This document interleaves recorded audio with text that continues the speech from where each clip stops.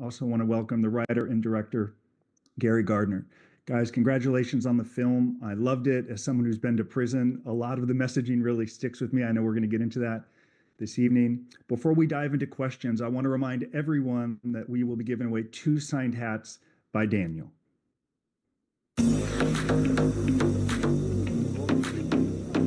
Scan the QR code for a chance to win a hat signed by me, Daniel Sharman.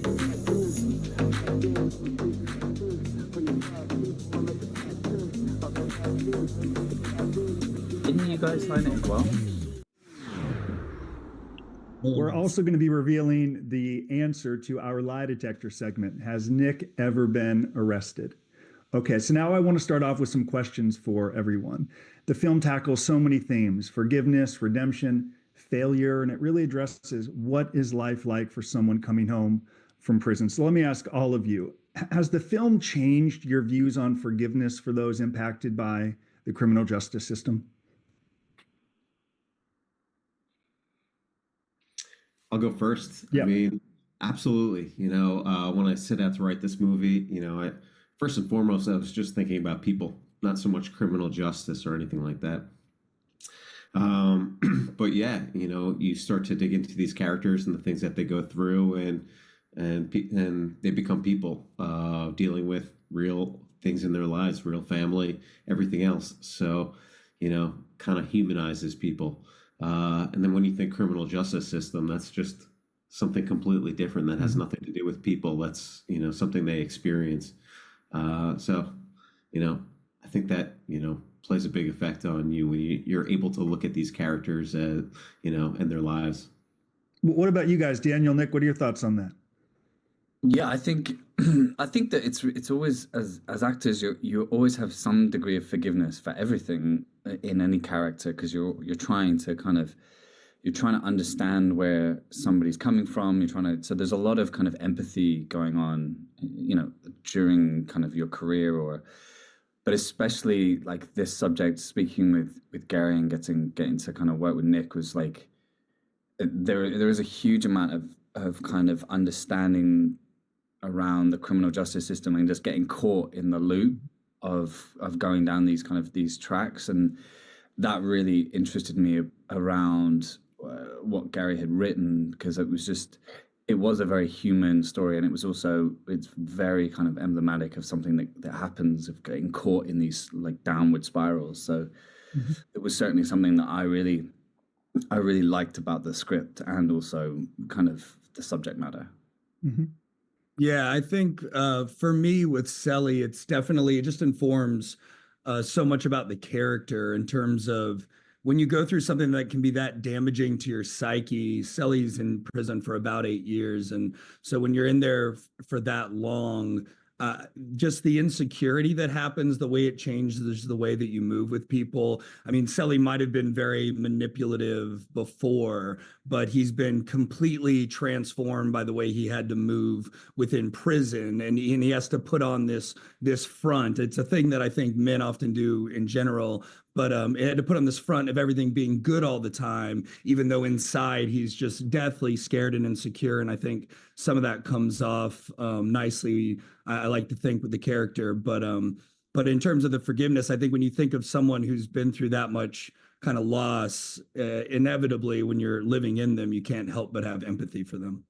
Well, your thoughts are valuable. Let's transition into what some people in the community thought about this and test their knowledge about prison and the criminal justice system. So our friend Nick, come to the streets of Los Angeles. How were you able to convey such a kind of a deep dynamic? The connection between your characters felt very real. But tell us, how did you hear about this opportunity?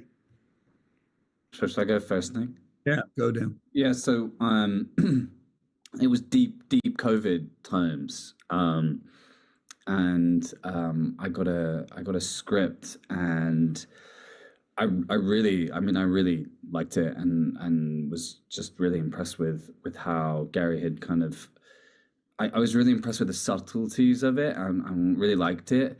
And then, of course, as soon as I liked it, I heard that it was going somewhere else, and so I was like, oh well, that happens in this business. And then, luckily, I poisoned the guy that it had gone to, and then he dropped out. And so it was literally like last minute. I was on a flight almost like the next day, coming out to see to see Gary, and I met Nick at the airport, I think in Salt Lake City, and we just like, it was kind of like it was that much of a whirlwind. It was like next day on the thing in a car with Nick and Gary. It was kind of almost like surreal. It was one of those kind of really surreal experiences. So for me, there wasn't a lot of time to prepare, but I knew that I really loved the script, and then we all got to work together, in rehearsal for a little bit. But it was literally like as close to last minute as I've ever had.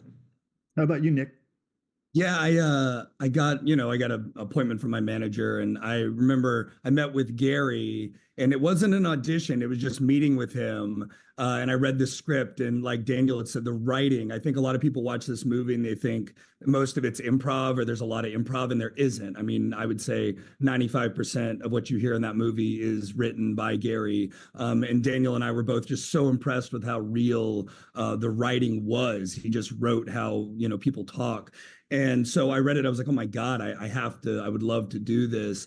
And then I met with Gary, and I think, I don't know if anyone can see this poll that's going on asking the question if I've been arrested or not. I'm not giving spoilers, but it doesn't bode well for me that that's the poll, and that Gary was like, this is Selly, right after meeting me for like 20 minutes.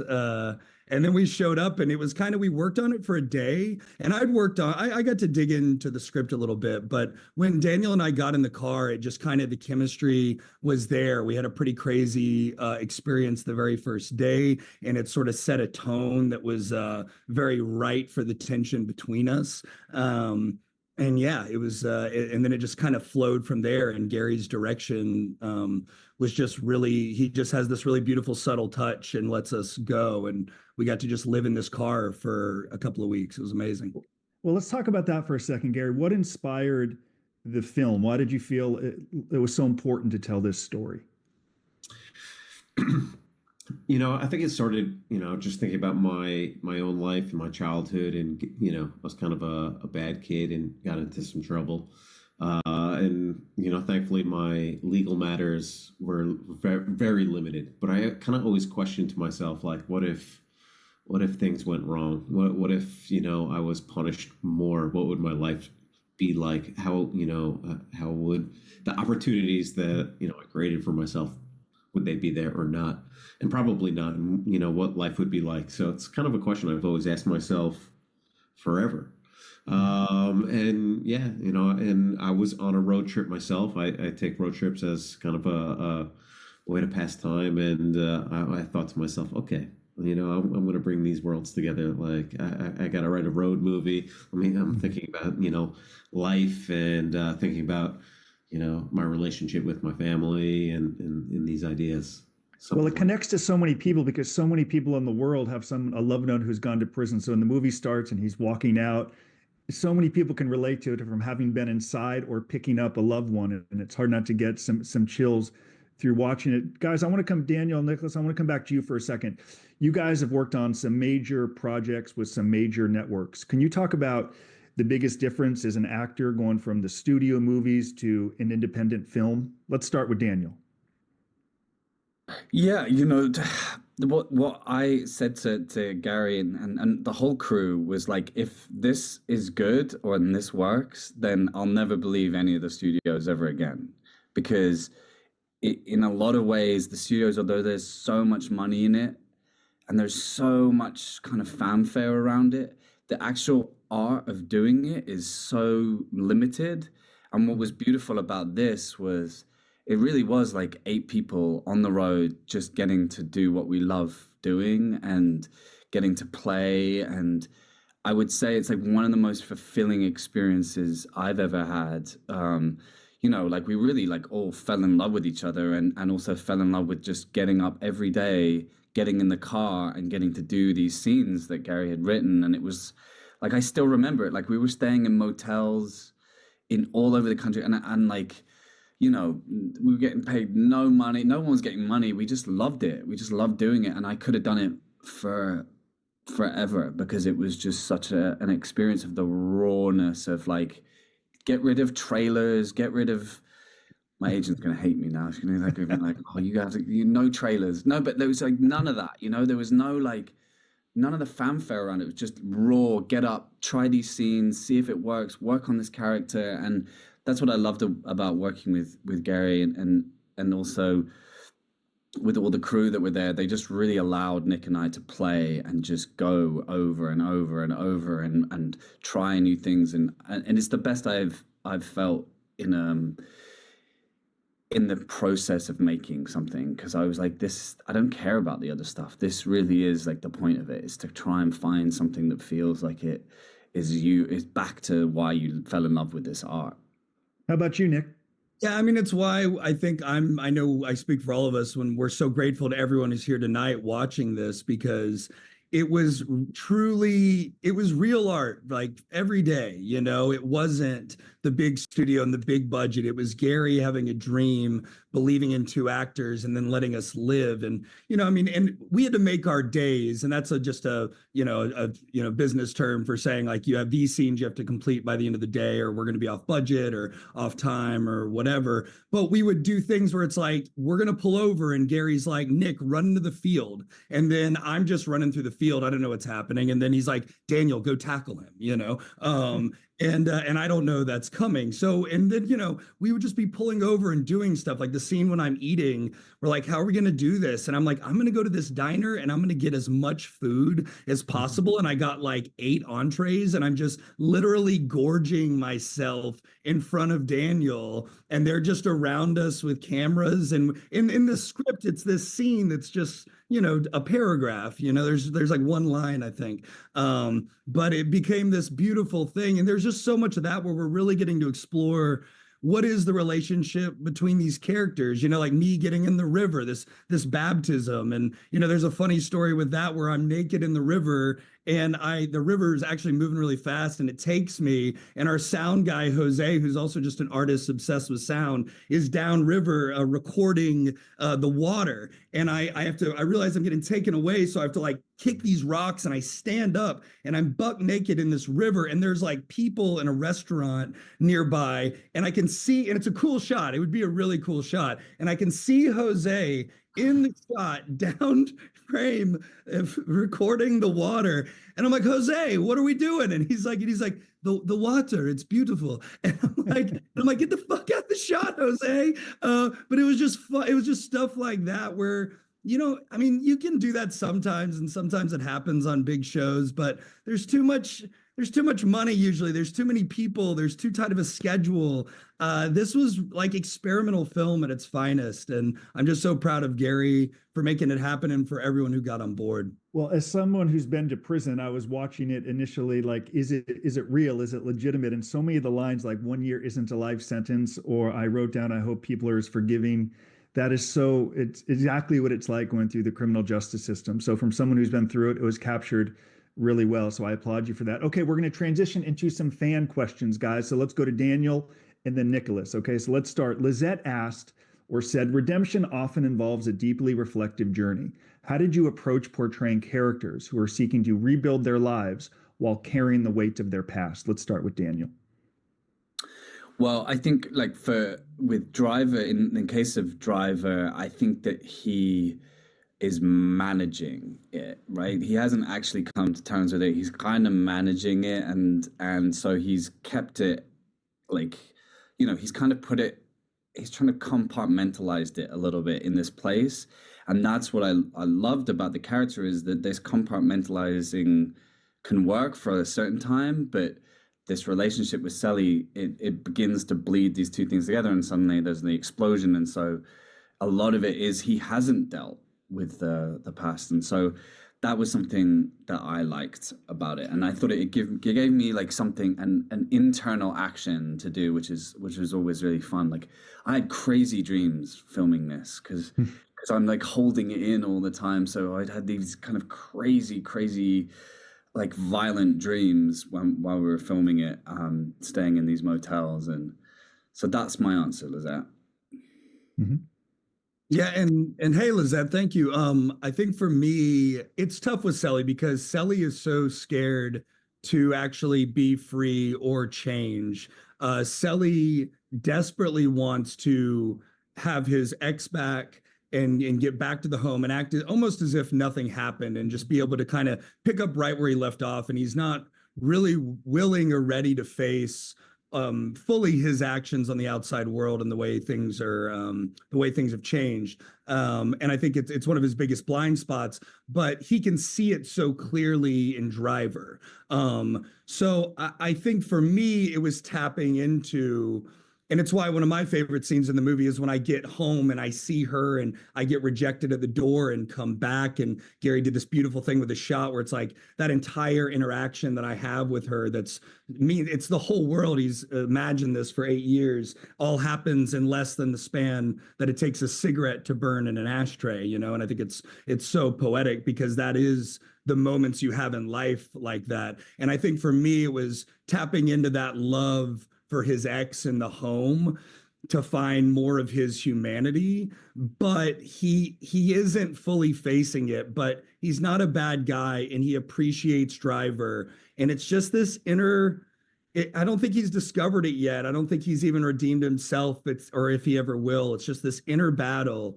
And I don't even know if I'm answering the question fully, but I just know that those questions, what's so great about him is in this movie is the depth of those questions, and the depth within these roles was what made it so fun to play. Because once you get in it, that well of feeling, which I know you're aware of, Justin, better than any of us here, that well is quite deep, you know?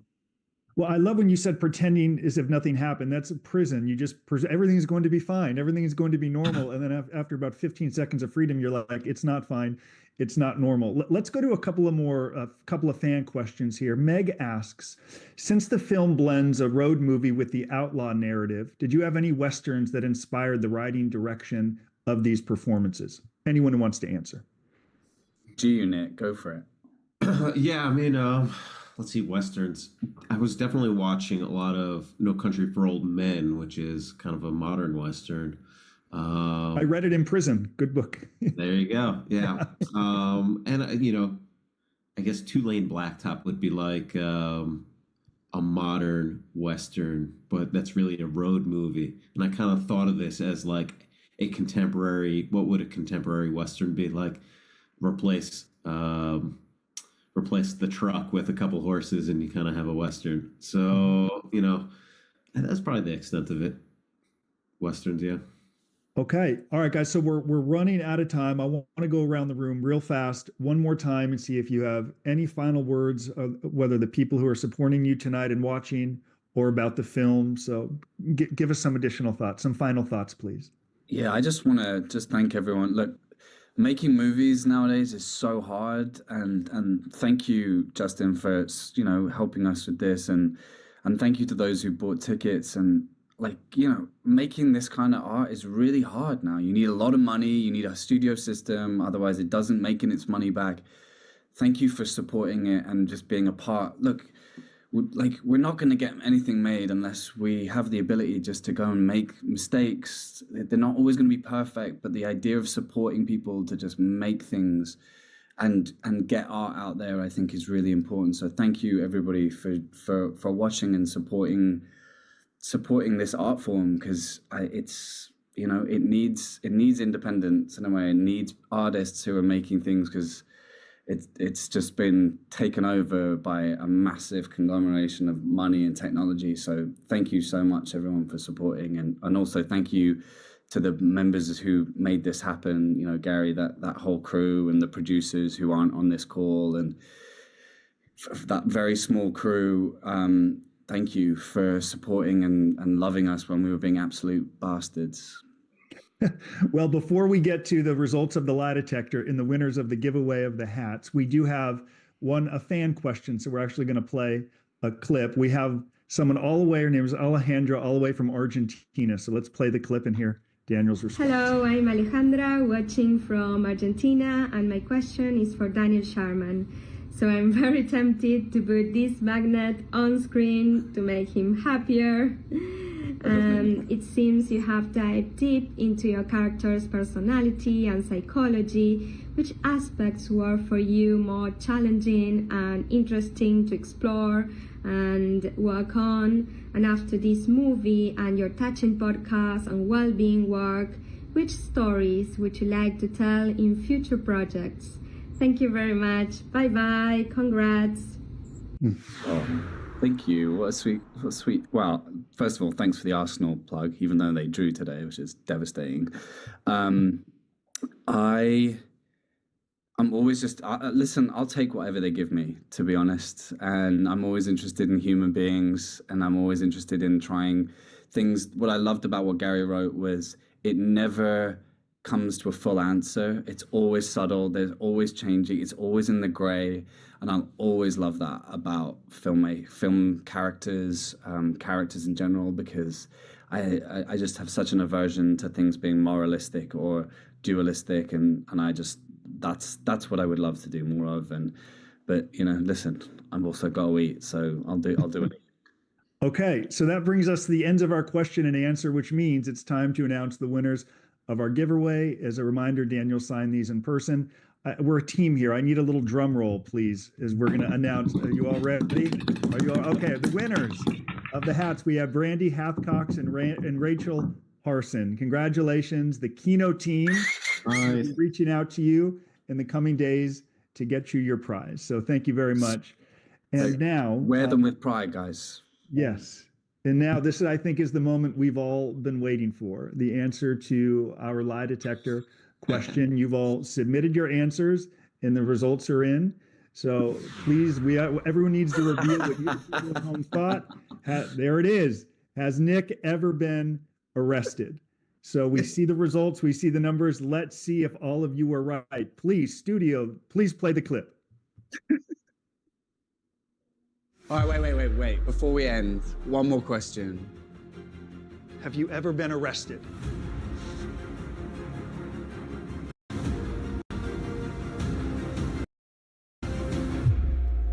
Yes.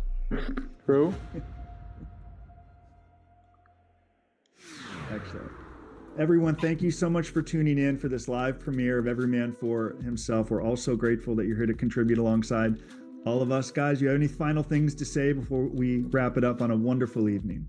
Yes, I do. Everyone, also, thank you for supporting us, but please support prison professors. Go to prisonprofessors.org. I think they should be putting that QR code up on the screen here in a second if it's not already up. But go to prisonprofessors.org, support those guys, donate to them. They're doing really important stuff in trying to reduce recidivism rates and change the programs and the policies within the prison system to start to make them more goal-oriented and help get people on the proper path so that they're not just sitting in kind of a cycle that keeps them down and keeps them in the same patterns, which is exactly what was wrong with Driver and Selly. So, Justin, thank you. Thank you, Michael. Thank you, Prison Professors and White Collar Advice and Kino. We love you guys. This was our Easy Rider, y'all. Let's go.